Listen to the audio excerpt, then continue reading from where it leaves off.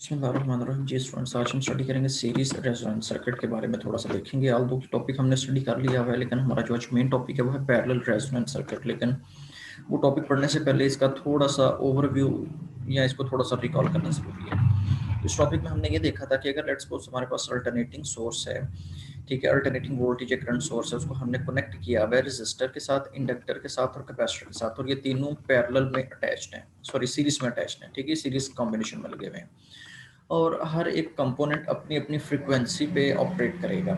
जहाँ पे उसकी जो फ्रीक्वेंसी आप रखेंगे वो उस पे वो जो जिस तरह ऑपरेट कर सकता है वो करेगा। तो अगर आप चाहते हैं कि आपके पास एक मैक्सिमम वैल्यू आए इस सर्किट के अंदर, तो उस वक्त आपको क्या करना पड़ेगा, कैपेसिटर को, इंडक्टर को और रेजिस्टर को, इन तीनों की एक कंबाइंड फ्रीक्वेंसी जिसे हम रेजोनेंस फ्रीक्वेंसी कहेंगे, उस फ्रीक्वेंसी पे हमने इनको ऑपरेट करवाना है। ठीक है, अब कैपेसिटर जो है इसकी एक अपनी फ्रीक्वेंसी है, तो हम ये देखेंगे कि कैपेसिटर की फ्रीक्वेंसी, इंडक्टर की फ्रीक्वेंसी और रेजिस्टर की फ्रीक्वेंसी, इन तीनों कंपोनेंट्स की फ्रीक्वेंसी को एक कॉमन फ्रीक्वेंसी से हमने अटैच करवाना है। और वो हाँ, कॉमन फ्रीक्वेंसी को हमने कहा था रेजोनेंस फ्रीक्वेंसी। ठीक है, ये रेजोनेंस का जो वर्ड यूज़ किया गया है, रेजोनेंस फ्रीक्वेंसी। और इसके लिए हमने क्या किया था, जो कैपेसिटर की रिएक्टेंस है और जो इंडक्टर की रिएक्टेंस है, इन दोनों को हमने बराबर रखा था। कैपेसिटर और इंडक्टर, इन दोनों को जब हमने बराबर रखा तो हमारे पास इस तरह का एक बिहेवियर आया था।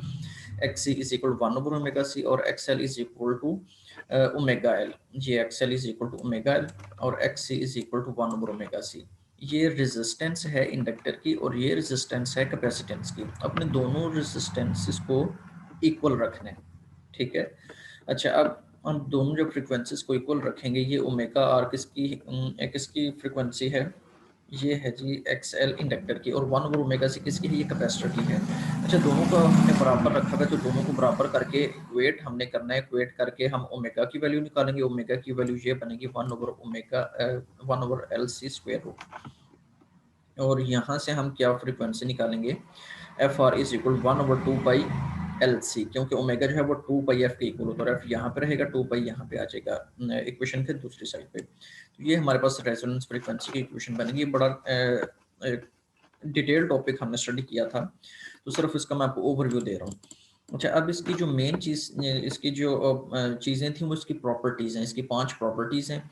पहली में तो सिंपल उसकी रेजोनेंस फ्रीक्वेंसी आपको दी गई है, ये रेजोनेंस फ्रीक्वेंसी है। अच्छा, इसके बाद जो सेकंड प्रॉपर्टी है, इसमें ये कहा गया था, the impedance of the circuit at resonance is resistive, so the current and voltage are in phase. कि इसकी जो रेजोनेंस है वो रेजिस्टिव है। रेजिस्टिव किस तरह से आती है, जब आप इसकी रिएक्टेंस, इंडक्टर की रिएक्टेंस और कैपेसिटर की रिएक्टेंस को इक्वल रखेंगे और उनकी वेक्टर डायग्राम ड्रा करेंगे, तो वेक्टर डायग्राम ये बनेगी। अब आप यहाँ से देख सकते हैं कि जो रिएक्टेंस इंडक्टर की वजह से है वो इस डायरेक्शन में है, और जो रिएक्टेंस कैपेसिटर की वजह से है वो इस डायरेक्शन में है। अब ये दोनों एक दूसरे के इफेक्ट को कैंसिल कर देती हैं, तो आपके पास ओवरऑल ये इफेक्ट मिलता है। ये आपके पास डायग्राम आती है, वेक्टर डायग्राम, जो कि सिर्फ रेजिस्टर की वजह से है। तो इसका सिंपल मतलब ये है कि जो सर्किट हम देख रहे हैं, इस सर्किट के अंदर सिर्फ रेजिस्टेंस एग्जिस्ट करेगी। किसकी वजह से, सिर्फ रेजिस्टर की वजह से। इंडक्टर की वजह से रेजिस्टेंस और कैपेसिटर की वजह से जो रेजिस्टेंस होगी, ये एक दूसरे के इफेक्ट को कैंसिल कर देगी।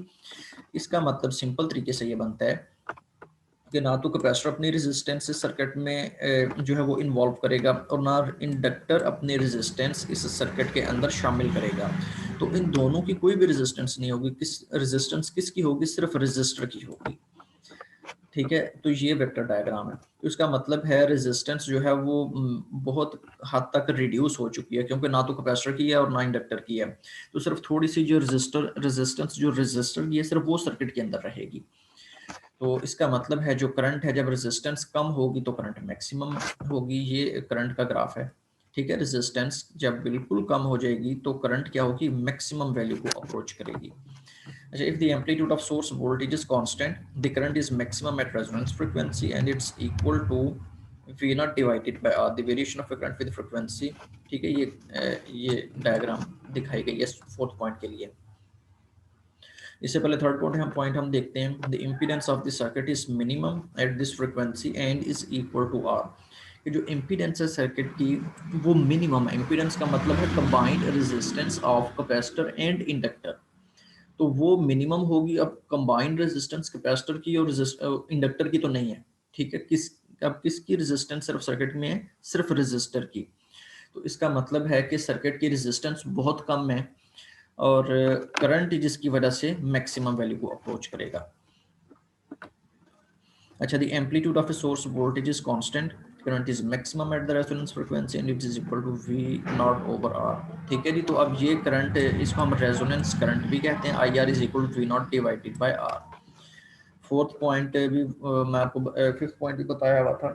ये फिफ्थ पॉइंट में क्या है कि जो वोल्टेज ड्रॉप अक्रॉस इंडक्टर और कैपेसिटर के होगा वो क्या होगा, the at resonance VL the voltage drop across inductance and voltage drop across capacitance may be much larger than the source voltage। अगर आप इसके वोल्टेज को और इसके वोल्टेज को जमा करें तो वो सोर्स वोल्टेज से वैल्यू कहीं ज्यादा आएगी।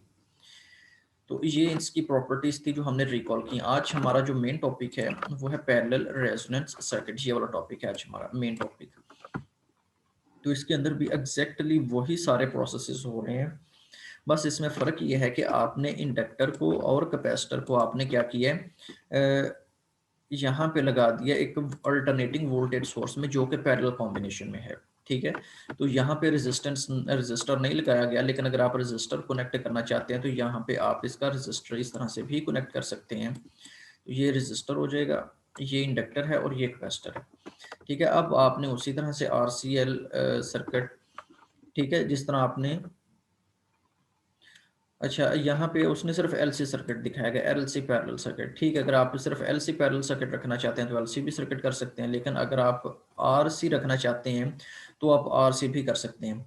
अच्छा, अब LC जो सर्किट है इसकी तो जो वेक्टर डायग्राम है इसकी कैलकुलेशन तो बहुत आसान है। ठीक है, लेकिन अब अगर रजिस्टर भी कनेक्ट किया जाए तो फिर क्या हो जाएगा, RLC ये तीनों कंपोनेंट्स यहाँ पे अटैच किए जाएंगे, तो फिर कैलकुलेशन किस तरह से होगी अभी हम वो देखते हैं। ठीक है जी, अच्छा ये रजिस्टर भी कनेक्ट किया गया, इंडक्टर भी कनेक्ट किया गया और कैपेसिटर भी कनेक्ट किया गया। तो अब ये चाहते हैं कि आप इसको रेजोनेंस फ्रीक्वेंसी पे ऑपरेट करवाएं इस सारे सर्किट को। तो रेजोनेंस फ्रीक्वेंसी के लिए क्या कंडीशन का होना जरूरी है, XL is equal to XC। मतलब जो इम्पीडेंस है इंडक्टर की और इम्पीडेंस है कैपेसिटर की, इन दोनों को आपने इक्वल रखना है। जब ये दोनों इक्वल होंगी तो आपके पास बिल्कुल पिछले टॉपिक की तरह ये रेजोनेंस फ्रीक्वेंसी का रिजल्ट आएगा, FR is equal to 1/2 pi LC square root. अच्छा, अब हम इसके चारों पॉइंट से डिस्कस करते हैं इसी सर्किट को मद्देनजर रखते हुए। ठीक है जी, तो ये लेट्स सपोज हमारे पास ये RLC सर्किट है जो कि एक पैरेलल कॉम्बिनेशन में इसको कनेक्ट किया गया है। अच्छा, अब RLC सर्किट किस किस का कॉम्बिनेशन है, RL प्लस RC। अच्छा, ये बात आपने माइंड में रखनी है कि ये जो हम कैलकुलेशन कर रहे हैं वो इस सर्किट के लिए कर रहे हैं जिसके अंदर रजिस्टर भी है।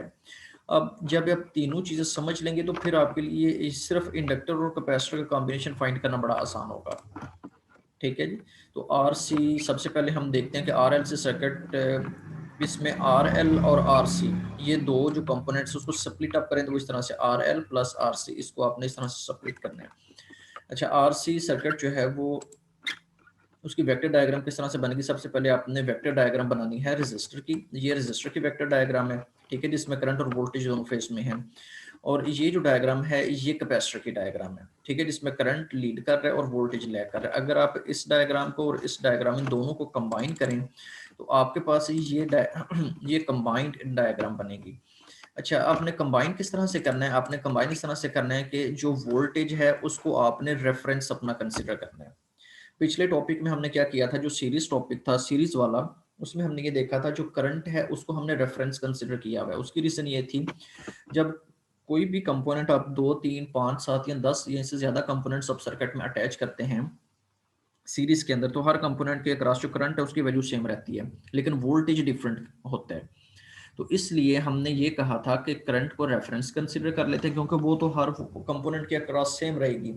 तो वोल्टेज को हमने अपना वो कैलकुलेशन में इंक्लूड किया था।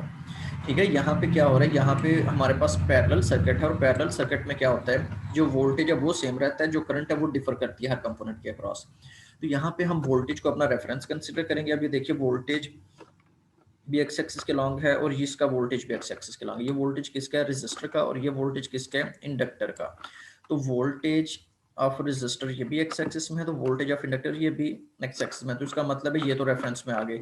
अब ये जो करंट है ये रेजिस्टर के लिए है और जो ये करंट है ये इंडक्टर के लिए है। ठीक है।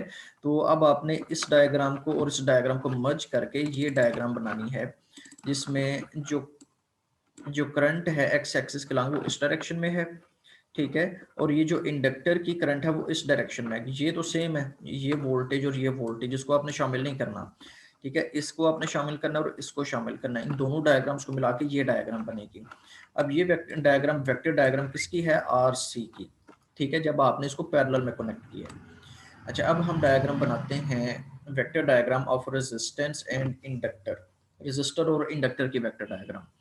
अच्छा, ये किस तरह से बनेगी, बिल्कुल ये रेजिस्टर की डायग्राम है ये वाली, ठीक है, और ये किसकी है, ये इंडक्टर की है। अब आपने दोनों को मर्ज करना है, वोल्टेज को आपने रेफरेंस लेना है।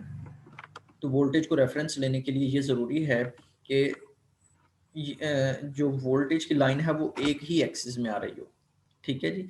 तो अब ये वोल्टेज है रेजिस्टर का, इसी तरह ये जो करंट है ये भी रेजिस्टर की है, ये वोल्टेज है इंडक्टर का, और ये भी करंट है इंडक्टर की।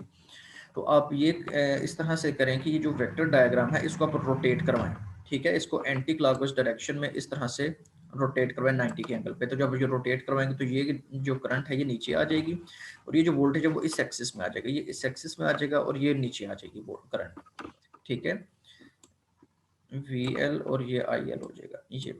अब आपने इस डायग्राम को और इस डायग्राम को, इन दोनों डायग्राम्स को आपने कंबाइन करना है। तो अब जब कंबाइन करेंगे डायग्राम, तो ये जो आई आर है ये तो एज इट इज रहेगी, और जो ये आई एल है जो करंट है इंडक्टर की वजह से वो इस तरह से नीचे आ जाएगा, ठीक है। वोल्टेज को आपने शामिल नहीं करना, क्योंकि वोल्टेज अब देखिएगा, अब ये वाला वोल्टेज और ये वाला वोल्टेज अब दोनों एक ही एक्सिस में आ गए हैं, ठीक है, ये भी इस एक्सिस में, एक्स एक्सिस में है, और ये भी एक्स एक्सिस में है।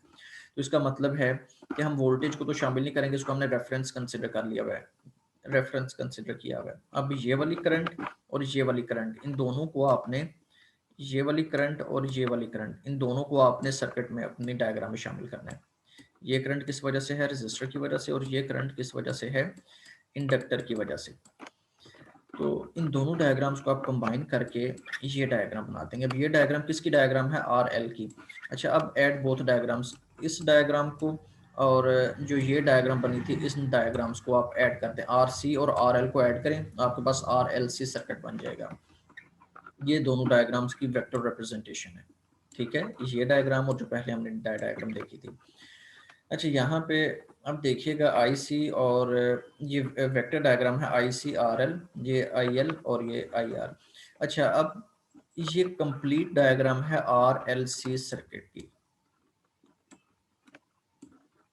ये R L C parallel circuit की कंप्लीट डायग्राम है, जिसमें जो करंट है वो आपके पास कैंसिल हो जाएगा, ठीक है, ये करंट और मतलब करंट ड्यू टू कैपेसिटर और करंट ड्यू टू इंडक्टर ये कैंसिल हो जाएंगे। बाकी आपके पास करंट किस वजह से एग्जिस्ट करेगा, सिर्फ रेजिस्टर की वजह से।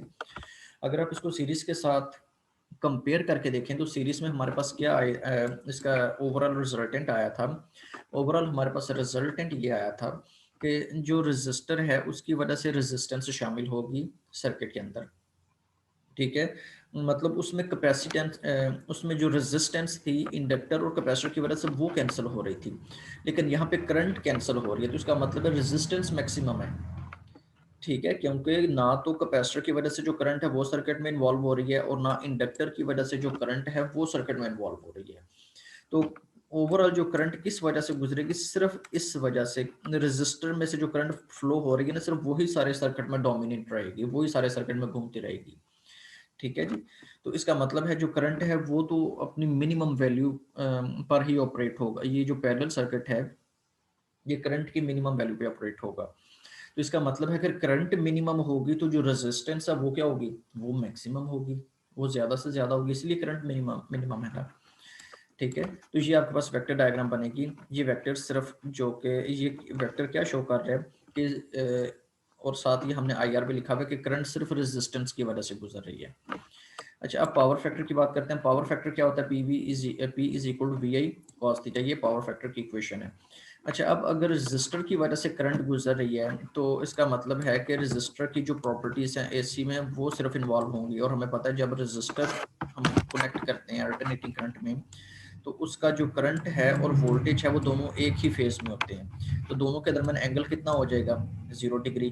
तो जब ये पावर फैक्टर होता है, और cos 0 में cos थीटा में जब वैल्यू 0 पुट करेंगे तो आपके पास आंसर 1 आएगा। इसको हम कहते हैं पावर फैक्टर। ठीक है, तो पावर फैक्टर मैक्सिमम होगा पैरेलल कॉम्बिनेशन में भी और सीरीज कॉम्बिनेशन में भी। ठीक है जी, तो ये आपके पास टॉपिक था पैरेलल और सीरीज कॉम्बिनेशन। तो अब हम इसकी प्रॉपर्टीज को देखते हैं। रेजोनेंस फ्रीक्वेंसी का तो ये सीधा सीधा फार्मूला ये उन्होंने लिखा हुआ है। ठीक है, इसकी डेरिवेशन हमने की थी पिछले टॉपिक में। अच्छा, at the resonance frequency the circuit impedance is maximum, it is resistive. तो रेजोनेंस फ्रीक्वेंसी में क्या होगा, सर्किट इम्पीडेंस मैक्सिमम होगी। मैक्सिमम क्यों होगी, क्योंकि करंट जो है वो मिनिमम है। ठीक है, इस इक्वेशन इस डायग्राम के अकॉर्डिंग करंट तो कैंसिल हो रही है, तो करंट किसकी वजह से गुजरेगी, सिर्फ रेजिस्टर की वजह से। तो करंट क्या होगी, करंट मिनिमम है। तो जब करंट मिनिमम होगी तो जो इम्पीडेंस है या रेजिस्टेंस है, इम्पीडेंस में फिर बता रहा हूँ कि कंबाइंड रेजिस्टेंस है इंडक्टर की और कैपेसिटर की, इसको हम सिर्फ इम्पीडेंस कह रहे हैं। ठीक है जी,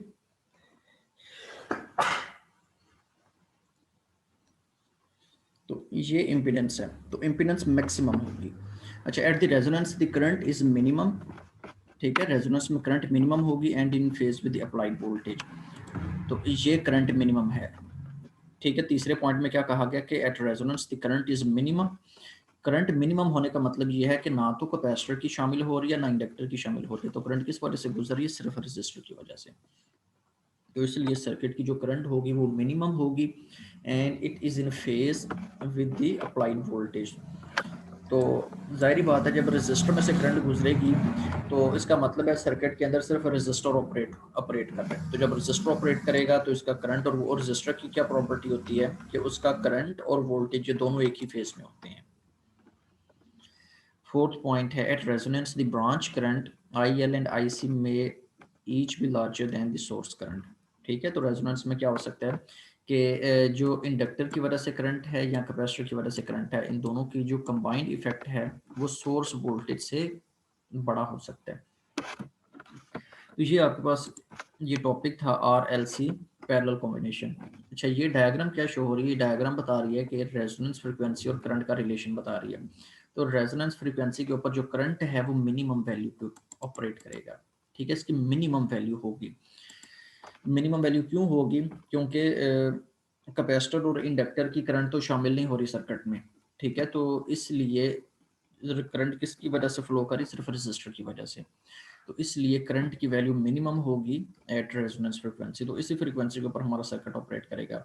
तो अब हमने कोई भी सर्किट किसी भी चीज़ के अंदर लगाना है, चाहे वो कोई मशीन है, कोई सेंसर है, कोई मेटल डिटेक्टर या कोई भी और कोई ऐसा इक्विपमेंट है, तो हम फिर उसकी पहले प्रॉपर्टीज़ देख के तो फिर उसको एडजस्ट करते हैं कि ये जितने भी हमारे जो कंपोनेंट्स हैं इनको पैरेलल में लगाना चाहिए या इनको सीरीज में लगाना चाहिए, depending upon the required application.